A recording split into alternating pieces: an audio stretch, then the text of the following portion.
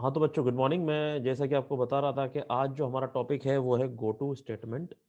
Go to statement क्या करता है बट बच्चों, जैसे कि नाम इसका बता रहा है गो टू, जैसे अपन कहते हैं go to school, go to college, you are going to be a student, you are going to be a student, in that case you must go to school in order to study.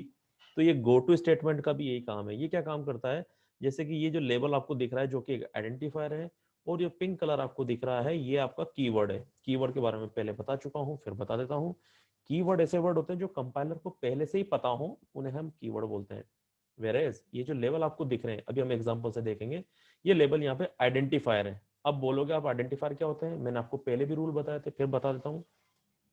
Identifier का कुछ rule होते हैं, जैसे कि ये हमेशा alphabet से ही start होंगे, कभी भी नंबर से स्टार्ट नहीं होंगे, या तो अल्फाबेट से स्टार्ट होंगे या फिर अंडरस्कोर से स्टार्ट होंगे। ठीक है, ये आपको ध्यान रखना है। इसको आप ऐसे भी लिख सकते हैं, जैसे कि मैंने लिखा ABC_1 2 3, बिल्कुल सही है। अगर मैं लिखूंगा 1 2 3 ये गलत है। ठीक है, कभी भी नंबर से शुरू नहीं होगा, सिर्फ और सिर्फ अल्फाबेट से शुरू होगा या फिर अंडरस्कोर से। कभी भी डॉलर साइन ये इसके अंदर नहीं आते, ना डिवीजन साइन, ना कोई मॉड्यूलस, कोई से भी साइन नहीं आते। ठीक है, ये इसके रूल हैं जो आपको पता होने चाहिए। और लास्ट में होगा स्टेटमेंट। तो ये इसके रूल मैंने आपको छोटे मोटे बता दिए हैं जो बहुत इंपॉर्टेंट है। अब हम इसको आगे से समझते हैं कि ये होगा कैसे, कैसे काम करेगा। तो इसके लिए हम सीधे ही एक एग्जाम्पल पे चलते हैं। एग्जाम्पल है program to calculate the sum of average of positive numbers. ठीक है, हमें सम निकालना है, सम करना है और एवरेज निकालना है पॉजिटिव नंबर्स का। चलो फिर क्या कह रहा है, if the user enters a negative number, अगर एक यूजर, यूजर मतलब आप और मैं, नेगेटिव नंबर डाल देते हैं, the sum and average are displayed, तो जो आपने सम और एवरेज निकाला है वो शो हो जाए। चलो ठीक है, उसके बारे में हम देखते हैं। सबसे पहले क्या होगा उसे देख देख लीजिए आप। सबसे पहले जो है, हम लोगों ने हेडर फाइल बना दी एज यूजुअल, जो मैं आपको बता चुका हूं। फिर हम आते हैं सीधे मेन फंक्शन में। अब जैसे मेन फंक्शन पे कंपाइलर आएगा, हमें पता है कि C language top to down approach use करती है। टॉप टू डाउन अप्रोच, यानी कि ऊपर से ये होती हुई ये नीचे की तरफ बढ़ती है, इसलिए से कहते हैं top to down approach follow करना। और जब आप सी प्लस प्लस पढ़ोगे तो वो बॉटम टू अप करती है। ठीक है, ये आपको ध्यान रखना है। अब यहां पे हमें क्या करना है, पॉजिटिव नंबर लेने हैं। तो अब वो पॉजिटिव नंबर आप कितने ले सकते हो डिपेंड करता है आपकी इच्छा पे।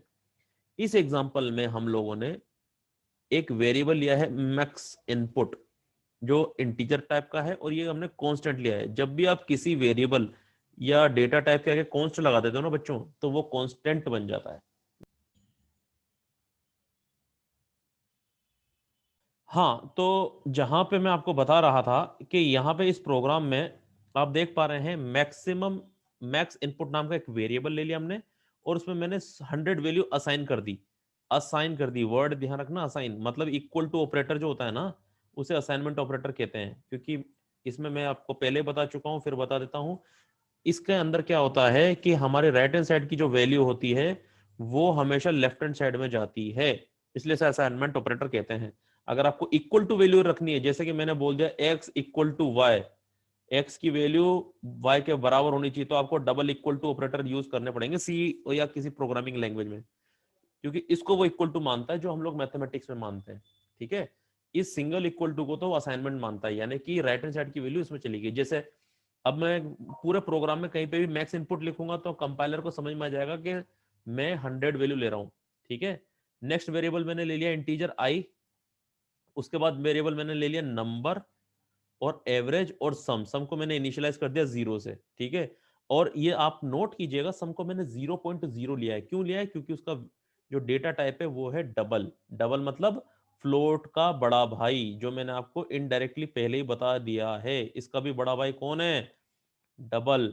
अब मुझे पता है कि 16 बिट कंपाइलर के अंदर अगर मैं बात करूं तो 16 बिट में फ्लोट लेता है 4 बाइट और डबल लेता है 8 बाइट, ये आपको ध्यान रखना है। अगर मैं 32 बिट की बात करूंगा तो फ्लोट लेगा 8 बाइट और ये लेगा 16 बाइट, ये आपको ध्यान रखना है। ठीक है, ऐसा क्वेश्चन आएगा।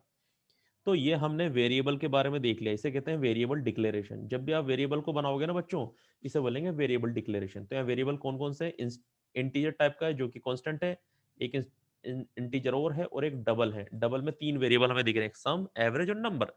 चलिए, ये हमने क्यों किया? क्योंकि हमें सम करने के साथ साथ एवरेज भी निकालना है, इसलिए हमने यहाँ पे एवरेज और सम नाम का वेरिएबल लिया है।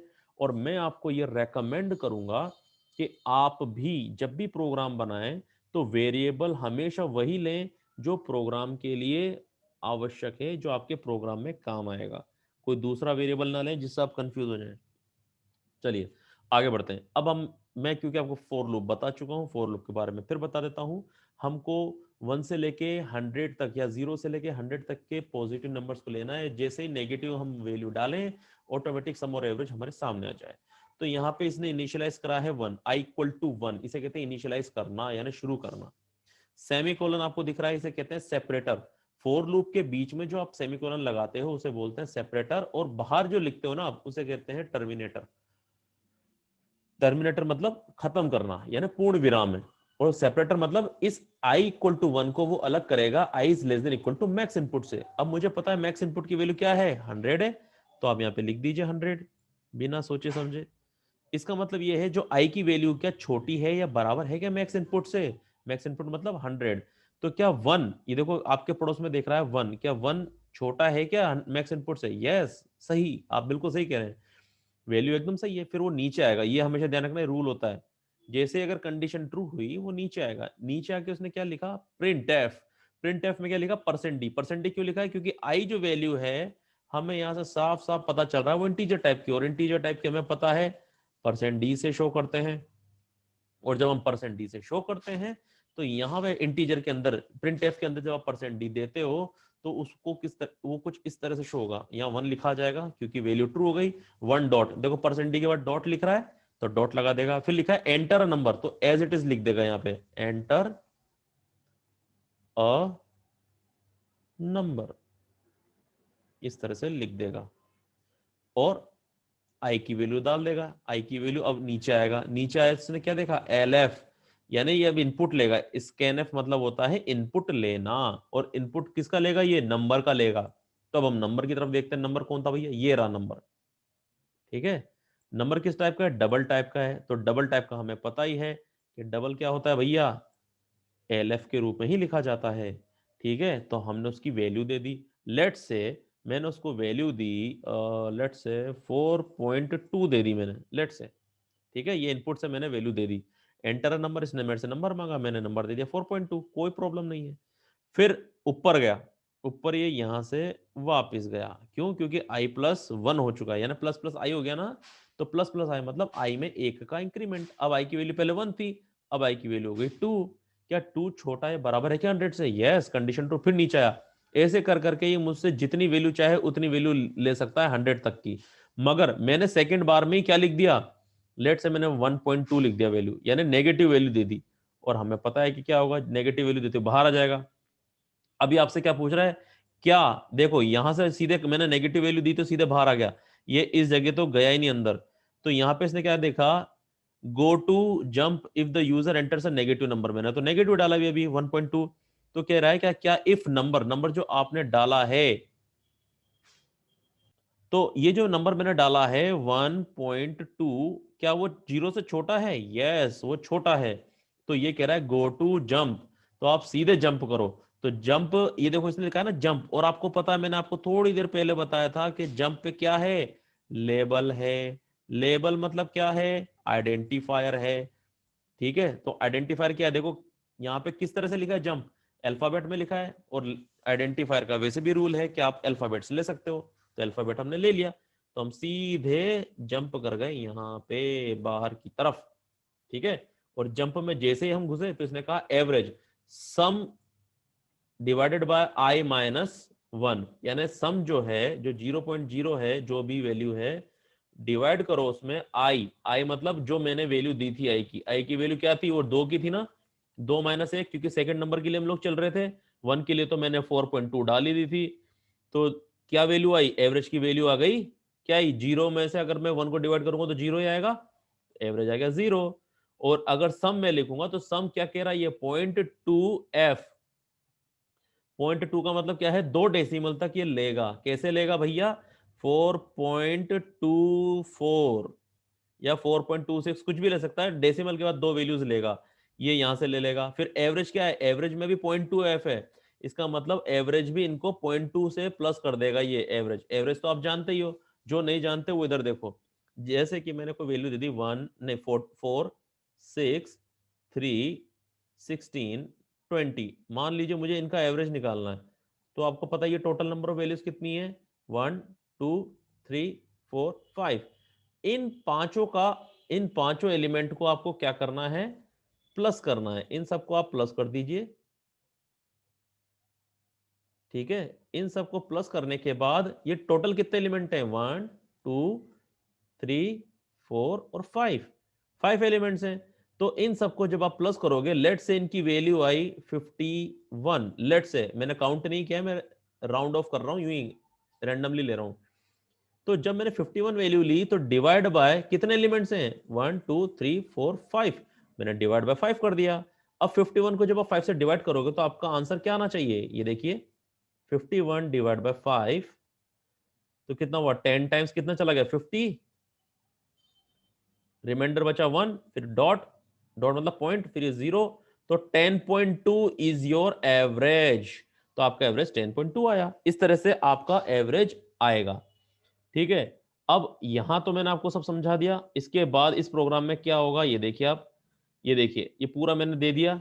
अब आप नोट कीजिएगा, ये मैंने आपको जो प्रोग्राम समझाया, तो आप नीचे देखिए, इसने एक नंबर वैल्यू प्रिंट डाली 3, जैसे मैंने 4.2 डाली थी, फिर इसने सेकंड वैल्यू डाली 4.3, फिर इसने तीसरी वैल्यू डाली 9.3, ऐसे ये 100 वैल्यू तक डाल सकता है। क्यों, क्योंकि हमें पता है कि मैक्स इनपुट कितना है, यहाँ पे मैक्स इनपुट 100 वैल्यू ले सकता है, तो इसने यहाँ पे मैक्स इनपुट लगा रखा है।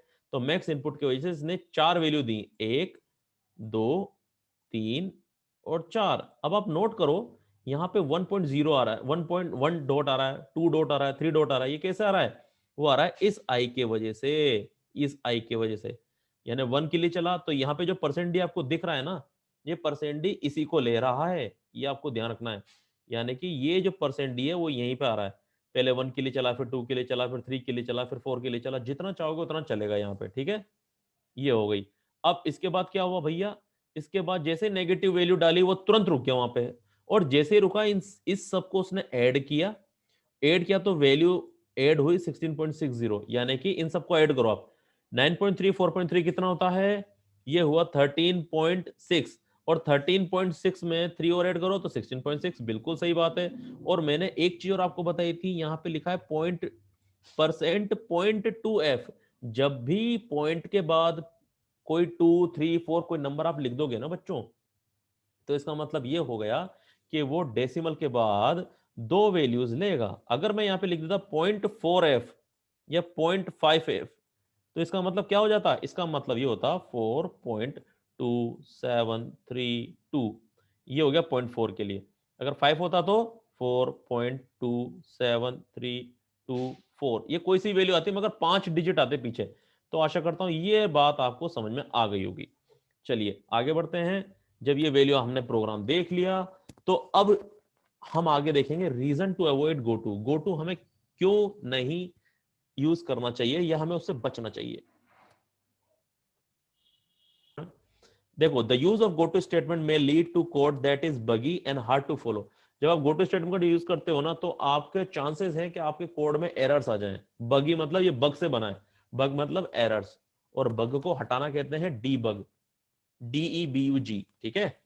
अब ये एग्जांपल देखिए, इसने लिखा है फॉर, एक एग्जांपल में लिखा है for i equal to 0, i is less than number और प्लस प्लस i, तो यहां पे इसके चांसेस है एरर आने के। So also goto statement allows you to do bad stuff such as jump out of the scope. That being said, goto can be useful sometimes. For example, a break from the nested loop. जैसे कि switch case में आपने break का काम लिया था, उसी तरीके से गोटो भी यही करता है, मगर ब्रेक तो क्या करता है, सीधे प्रोग्राम से बाहर ले आता है, मगर गोटो क्या करता है, किसी विशेष जगह पे आपको ले आता है, ठीक है। तो यहाँ पे अभी तक सिर्फ गोटो के लिए इतना ही, और आगे क्लास के लिए हम आगे देखते हैं कि क्या हम लोग आगे पढ़ेंगे, और मैं आपको बता दूंगा अगले वीडियो में।